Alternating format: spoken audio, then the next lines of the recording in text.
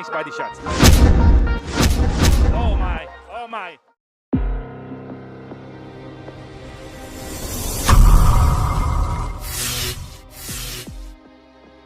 Isa na siguro ang bansang Pilipinas sa mayroong magigiting na mandirigmang boksingero tulad na lamang nila Nonito Donaire, Janriel Casimero, Donnie Nietes at ang ating pambansang kamao, Manny Pacquiao. Sila ang mga pambato nating nagbigay karangalan sa ating bansa, pero may isang pausbong na boksingero na nagmula sa Consolacion, Cebu ang susunod sa mga alamat na ito. Isang undefeated na ating kababayan, may kartadang 9 na magkakasunod na panalo at ang 5 dito ay talaga namang tinapos via knockout. Itinuturing na anak-anakan ng ating 4 Division World Champion na si Donnie Ahas Nietes ang 23 anyos. Ito'y walang iba kundi si Christian Balunan, WBO Asia Pacific Youth Champion ng Minimum Weight Division. Kasalukuyan namang rank number 44 sa Minimum Weight Division at rank number 30 naman ito dito sa ating bansa sa kanyang dibisyon, kung saan ngayon nga mga idol ay umingay ang mga pangalan nila Melvin Jerusalem, Jake Amparo, Joey Canoy, RR Andales, Garen Diagan at si Lito Dante sa Minimum Weight Division. Mga nagpapakitang gilas para sa bansang Pilipinas matapos mapagtatalo ang ilan nating mandirigmang boksingero.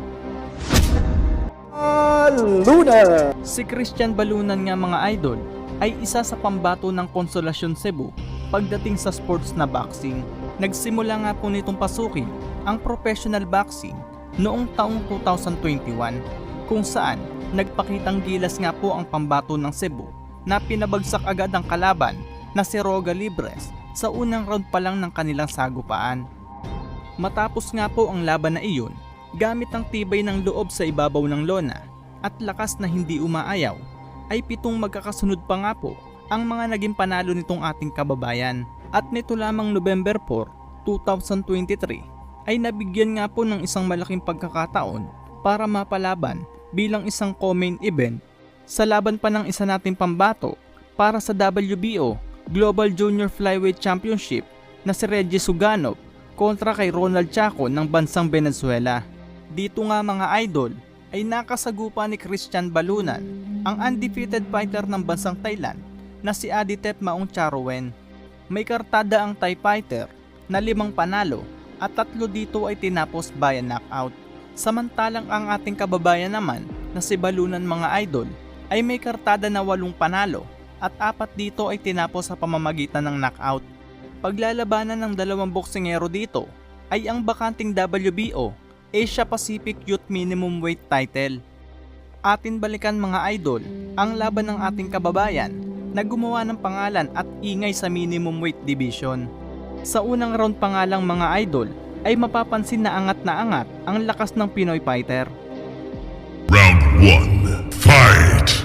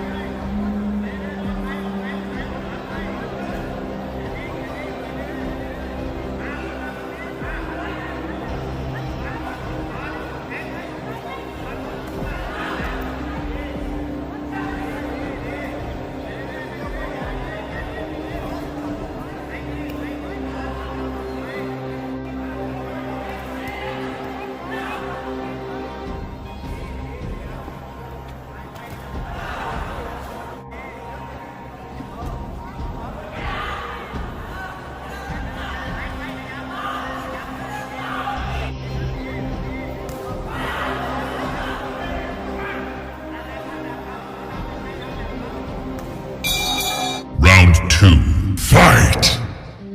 Sa pangalawang round naman mga idol, tila buhay na punching bag lamang ang kalaban ng ating kababayan. tila gutom at nagmumukbang ng suntok ng ating pambato. Kinawawa lang ng Pinoy fighter ang Thai na kalaban.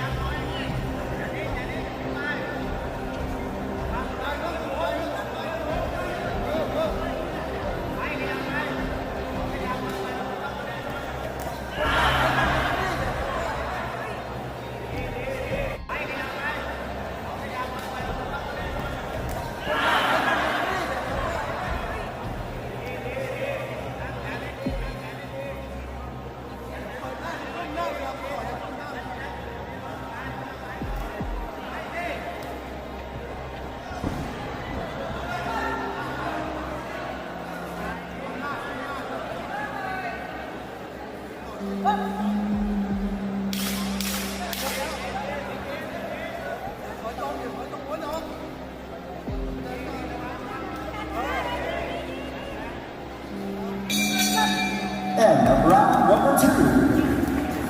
Number 3.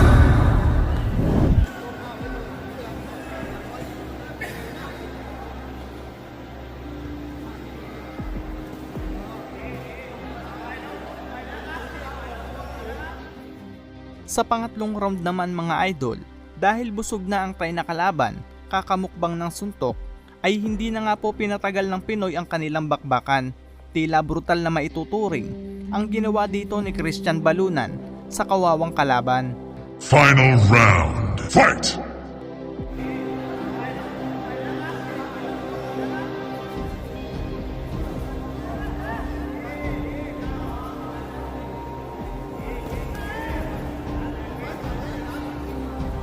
Finish him!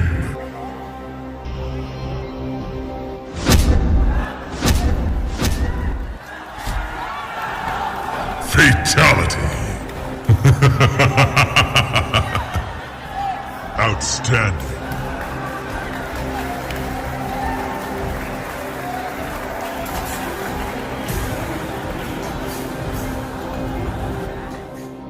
Wagi ang ating kababayan by a third round knockout at napasakamay nito ang bakanting WBO Asia Pacific Youth Minimum Weight title.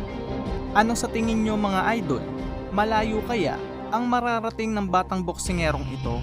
Paki-comment lang ang inyong opinyon mga idol. Maraming salamat po mga idol sa inyong suporta at kung nagustuhan nyo ang video natin ngayon, huwag mo sanang kalimutan mag-like, subscribe at pag-hit ng bell button para updated kayo sa susunod pa nating video. Maraming salamat po at God bless.